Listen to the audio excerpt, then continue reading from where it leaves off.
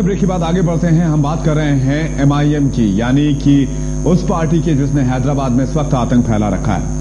वैसे ये पार्टी बहुत नई नहीं है। आपको बता दें 80 साल पहले इस पार्टी का साल 1928 में गठन किया गया था। और एक आपको वाकया एक और बता दें आपको, 1928 में जब इस पार्टी का गठन किया गया था तब इस पार्टी में एआई यानी कि ऑल इंडिया नहीं जुड़ा हुआ था, ये सिर्फ एमआईएम के नाम से जाना जाता था। और इस पार्टी का एक ही मकसद था कि हैदराबाद को भारत में एक मुस्लिम राज्य के तौर पर घोषित कराया जाए। ये एक ऐसा मकसद था जिसे आज तक पूरा नहीं होने दिया गया। लेकिन इसी बीच इस दौरान 1948 के बाद इस पार्टी को बैन भी कर दिया गया। 1957 में एक बार फिर से इस पार्टी से बैन हटा लिया गया। इसने जब ऑल इंडिया अपने पार्टी के सामने जोड़ा तब इस पार्टी के सामने से बैन हटा लिया गया। और इसके बाद इस पार्टी की ताकतें धीरे धीरे बढ़ती रही। आज के हालात की अगर बात करें तो 7 विधायक इस वक्त विधानसभा में, हैदराबाद विधानसभा में, आंध्र प्रदेश विधानसभा माफ कीजिएगा, इस वक्त हैं 7 विधायक और एक लोकसभा में है जो एक इसका सांसद है, जो इसका बड़ा भाई बताया जा रहा है। और एक चीज और आपको जानकारी दे दें, साल 1984 के बाद से हैदराबाद लोकसभा सीट पर इसी पार्टी का कब्जा रहा है। आप अंदाजा लगा सकते हैं किस तरह से लोगों को इसने बरगलाया। बालाजी हमारे साथ लगातार बने, उनके पास चलते हैं। बालाजी, इस पार्टी ने पहले ही साफ कर दिया था कि इसका मकसद बस एक ही है कि हैदराबाद को मुस्लिम राज्य के तौर पर यह घोषित कराए और बाद में उसे भारत से अलग करा ले। इसकी मंशा सबको पता थी। 1948 में इस पर बैन भी लगा दिया गया जब भारत आजाद हुआ, जब हैदराबाद को भारत में मिलाया गया निजामों से। उस वक्त तक ठीक था। 1957 के बाद इसे आजाद कर दिया गया, इसे एक राजनीतिक पार्टी करार दे दी गई। और जब इस पार्टी की शुरुआत हुई थी साल 1928 में, तब इसने एक धार्मिक पार्टी के तौर पर शुरुआत की थी। लेकिन धीरे धीरे इसने अपना चोला बदल लिया, इसका राजनीतिकरण कर दिया गया। और आज जो आलम है वो आप भी देख रहे हैं। एक काला इतिहास है, एक विवादों वाला इतिहास है। और ताकत, जिस ताकत की हम बात करें, जिसके दम पर ये सब कुछ कर रहा है, खुलेआम बोलता है, हैदराबाद में दंगे भड़काता है, इस ताकत के पीछे वो 7 विधानसभा के सदस्य हैं और एक लोकसभा का मेंबर है। क्या कहेंगे? देखिए, आपने बिल्कुल सही कहा, इसके इतिहास पे आपने प्रकाश डाला। एक चीज छूट गई, वो मैं पूरा कर देता हूं। जी बताएं। बिल्कुल। इस पार्टी का सही इलाज भारत के पहले गृह मंत्री सरदार वल्लभ भाई पटेल ने किया था। जी। 48 से 57 तक इस पार्टी के ऊपर बैन था। जी। और इस पार्टी का उस समय का जो मुखिया था, उस मुखिया को सरदार पटेल ने जेल में डाल दिया। जी। और लगातार उसकी तरफ से कोशिशें होती रही कि वो जेल से उसे निकलने दिया जाए। जी। तो सरदार पटेल ने उसके सामने शर्त रखी कि तुम्हें जेल से हम निकाल तो देंगे, लेकिन तुम्हें भारत में नहीं रहने देंगे। जी। वो व्यक्ति जेल से निकला और पाकिस्तान में उसने राजनीतिक निर्वसन के रूप में, एक राजनीतिक शरण के रूप में एप्लीकेशन दिया। और बाद में उसे पाकिस्तान में शरण मिल गया और उसे देश छोड़कर जाना पड़ा।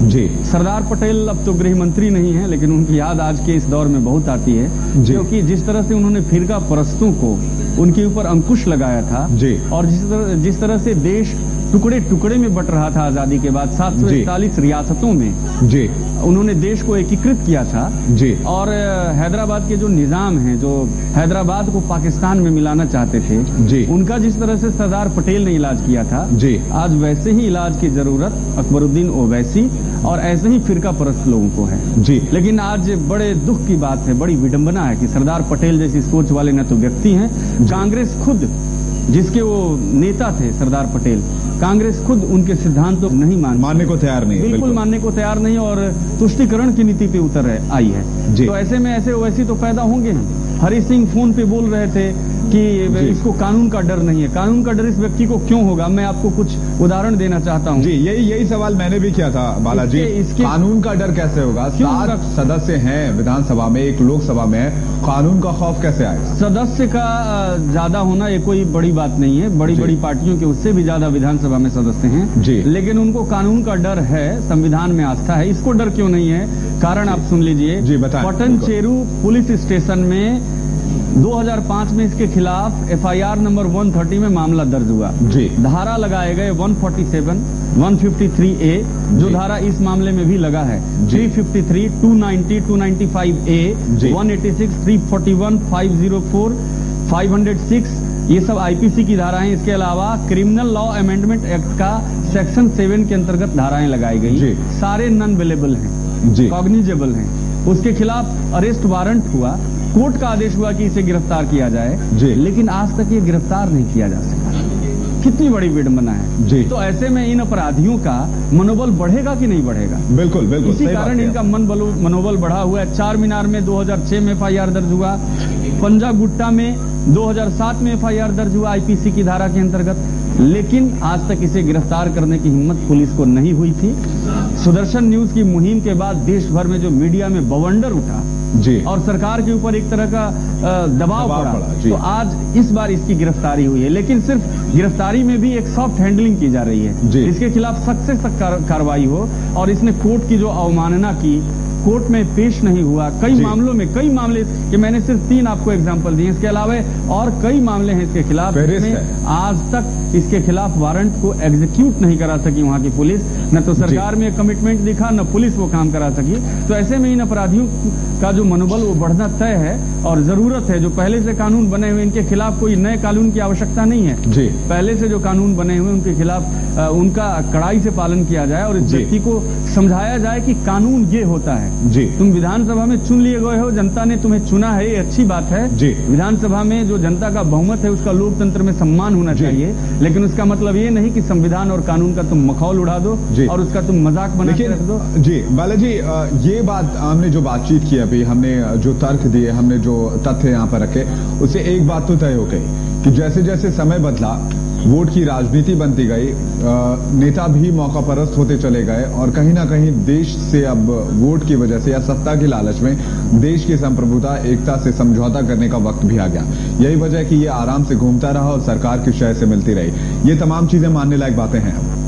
ये बिल्कुल, ये न सिर्फ आराम से घूमता रहा बल्कि सरकार इसके समर्थन से चलती रही जी। बिल्कुल, जहां तक सिद्धांतों की राजनीति की बात है, मैं सरदार पटेल की जिक्र कर रहा था। सरदार पटेल जैसे गृह मंत्री की या प्रधानमंत्री हम कहें या उनके जैसे आदर्शों पर चलने वाले नेताओं की जरूरत है।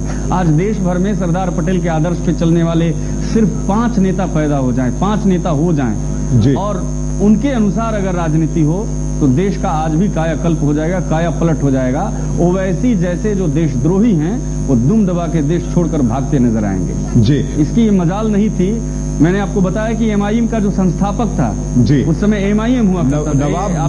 नवाब महमूद खान 1928 में स्थापना नहीं, उसके बाद मैं नाम भूल रहा हूँ, नाम मुझे याद नहीं आ रहा, क्षमा करेंगे। उसके बाद सरदार पटेल ने उनको जेल भिजवा दिया।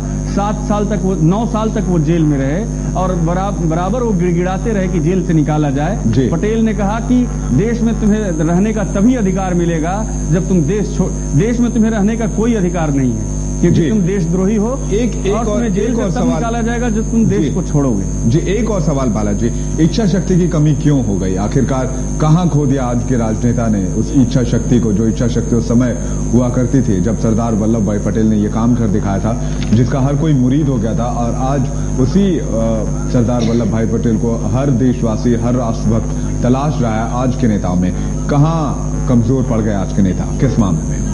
देखिए, आज की राजनीति में उस समय की जो राजनीति थी, देश तुरंत आजाद हुआ था और आजाद होने के बाद देश के लोगों में एक ललक थी कि देश को आगे बढ़ाएंगे, प्रगति के मार्ग पे ले जाएंगे। उस समय फिरका परस्ती नहीं थी, उस समय मजहब की राजनीति नहीं थी, उस समय देश के एकता, देश की अखंडता, देश की प्रगति, सम्मान, राष्ट्र गौरव की राजनीति थी जी। उस समय की राजनीति में शुचिता थी, सिद्धांत की और मूल्यों की राजनीति थी। सरदार वल्लभ भाई पटेल जैसे नेता हुआ करते थे उस समय। आज राजनीति का अवमूल्यन हुआ है, विकास की राजनीति आज नहीं रह गई है, सिद्धांतों की राजनीति तो होती नहीं, मूल्यों की बात आप मत करें। आज वोटों के तुष्टीकरण की राजनीति हो रही है। एक वर्ग विशेष को, एक संप्रदाय विशेष को, एक जाति विशेष को संतुष्ट करने के लिए आप तरह तरह के हथकंडे अपनाएं, इसकी राजनीति हो रही है। इसी कारण से ऐसे जो मतलब परस्त हैं, फिरका परस्त हैं, लोगों को कौमों में बांटने वाले लोग, मजहबों में बांटने वाले लोग आज राजनीति में फल फूल रहे हैं। यही तो ऐसे देशद्रोहियों की पार्टी के साथ MLA कैसे चुन लिए गए? जिन लोगों ने वोट डाला उसको इस पार्टी का राजनीतिक एजेंडा बिल्कुल ही स्पष्ट रूप से पता है। ये भी देखें बालाजी, 1984 से हैदराबाद की लोकसभा सीट पर कब्जा है, तो ये भी एक बड़ी बात है। और अगर ताकत का आधार देखा जाए तो ये भी एक ताकत का आधार हो सकता है जो से बेखौफ जबान खोलने की इजाजत देता है। ये धर्म की राजनीति करता है। सिर्फ ये अकेला नहीं है अकबरुद्दीन ओवैसी और असदुद्दीन ओवैसी। अभी असम में जब दंगे हुए थे तो असदुद्दीन ओवैसी ने संसद में, लोकसभा में सभी सांसदों के सामने ये बयान दिया था जी कि असम में जो दंगे हो रहे हैं वो मुस्लिम युवाओं का आक्रोश है। जी, अगर आप इसे युवाओं का आक्रोश कहेंगे तो फिर बांग्लादेशी घुसपैठिए कौन है? जी, कई सारे सवाल हैं। बिल्कुल, आप बांग्लादेशी घुसपैठियों को अल्पसंख्यक होने के नाते उसका संरक्षण कर रहे हैं। सुप्रीम कोर्ट का ये ऑब्जर्वेशन है कि भारत में 3 करोड़ से ज्यादा बांग्लादेशी रह रहे हैं। कोई भी पुलिस अगर बांग्लादेशी को देखे तो उसे गिरफ्तार करे और बांग्लादेश को डिपोर्ट कर दे। बिल्कुल, कई सारी बातें की जरूरत है। बिल्कुल, कई सारी बातों लोकसभा में बयान दिया था। किसी मीडिया ने सुदर्शन न्यूज के अलावा एक और अंग्रेजी चैनल है, इन दोनों चैनलों के अलावा और किसी ने उठाया, बल्कि कई सारी चीजों पर काम करने की जरूरत है। बालाजी, बहुत बहुत शुक्रिया तमाम बातचीत के लिए और जानकारी के लिए।